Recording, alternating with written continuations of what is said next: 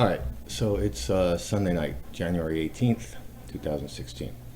And let's talk about China. Okay.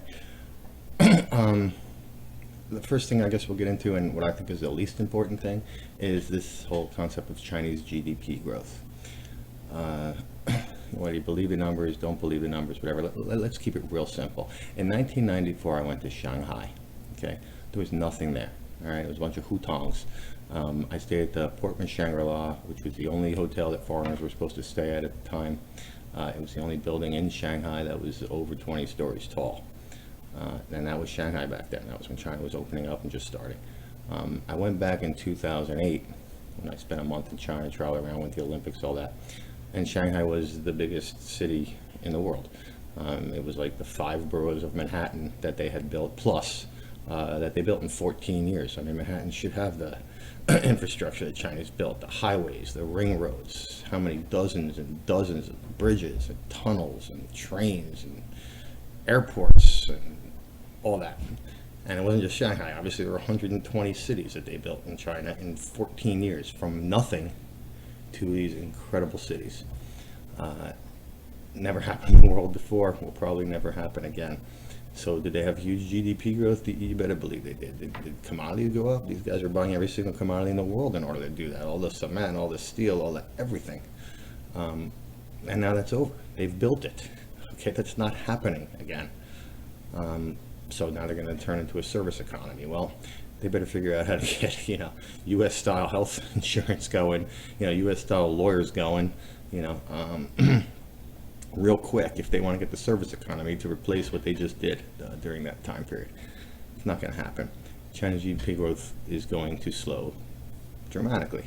It only makes sense. You can't do that again. So that's the GDP growth, and I don't really care that much about it. What I do care about more is the fact that people are saying things like, oh, well, does China really matter to the S&P 500 because, the S&P 500 earnings are less than 10% derived from China, and therefore we're not that affected and all that. That's totally missing the point. We have a global system. And the economy is a global system. And what that global system counts on, and has always counted on, is inflation. Okay, because they borrow money and they pay it back later with cheaper money because of inflation, right? That's what the whole thing has been built on for a very, very long time. And inflation, we know, thanks to Milton Friedman, is money growth. More money, prices go higher, you have inflation. And China, because of what went on, is the only place that has any money growth. All right. I mean, the Fed and everybody did this QE and increased the money supply, but the number that's most important here that they cannot control, they can control the money supply, just print money, right? They can't control the velocity. The velocity has gone down massively, right? So you can double the money supply, if velocity halves, well, then you've gotten nowhere, and velocity is more than halving.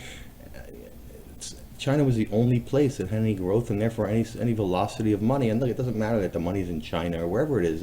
It flows all over the world. It goes here, it goes here. Money can move all over the world.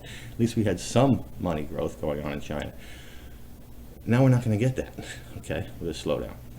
The U.S. has tried to create money supply in Europe, and it's failed, right? So without that money supply growth, we're not going to get inflation. We'll get the opposite. We're going to get deflation. We already have deflation. Even as the U.S. and Europe are printing this money, we've got nothing but deflation. I mean, we'll call it what you want. When oil in the last year has gone from 90 now for 12 months, 90 to less than 30, oil makes up such a huge part of any kind of cost for everybody. Everything uses oil, the machines, everything, the car. All you have is deflation. Deflation is bad, okay? Talk to the Japanese about what deflation did, right? Here's a Nikkei chart. Isn't it a long-term Nikkei chart, right? I mean, this was the Nikkei when Japan was taking over the world, all right? 39,000 the first month of 1990, okay? In late 2014, less than 9,000, 39,000 to 9,000 in 25 years. That's where deflation gets you, okay? And that's where we're heading, right? Velocity of money. This is the velocity of money chart for the U.S. I mean, it peaked in 2000. Look where it is now. And this is the beginning of 2015. which is a year ago, by the way, right? And this is while they were printing money, right? So we're getting deflation, right? And this whole argument about the Fed, well, now they're only going to raise rate 2 times this year. The Fed is not going to raise rates this year, okay? The Fed is going to lower rates if they can this year, and that's not going to help because they haven't been able to raise them enough to lower them. And then they're going to go back into another QE, right? They're going to have to. They have to create inflation. Look, the Fed's mandate, all right, their mandate,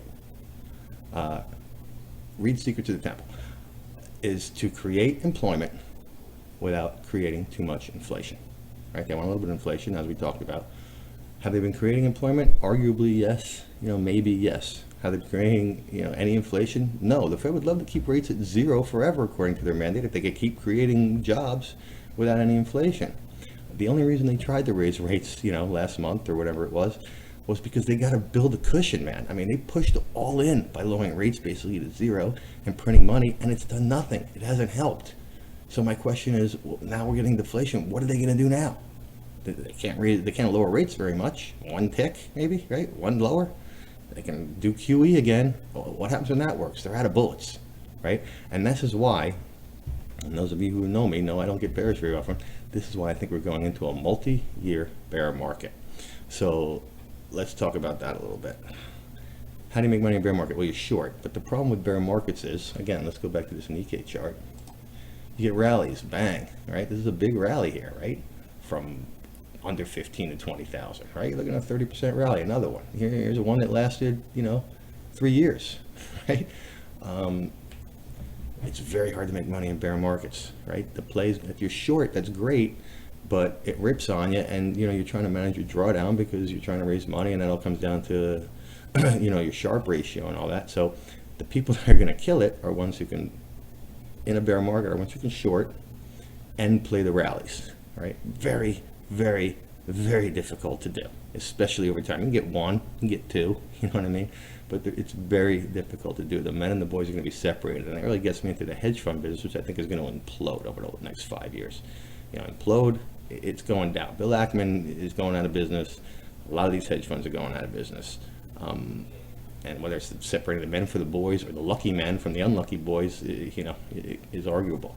But the game's going to have to be, you're going to have to be a great trader, and you're going to have to be able to play these rallies. And that's going to be what to pay attention to. And again, as I said on Friday, when my data that I like to look at, the positioning data came out, I think we're due for a rally here. Mostly because the market's getting too short, not stocks, but some of the metals, some of the currency plays, too long the yen. The fear has sort of come in a little bit too high here. I think we're due for a rally here.